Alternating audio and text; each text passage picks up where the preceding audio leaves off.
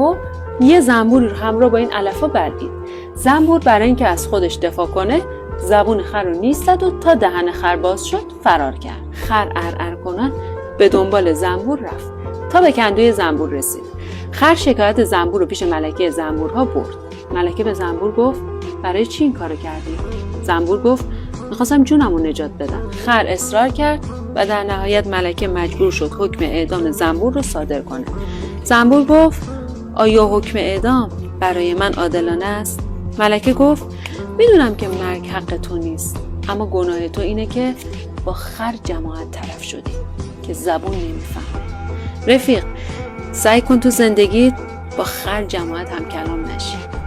خر نه تنها به نشان جلو افسار خر است، تن خر در کت و شلوار رود باز خر است.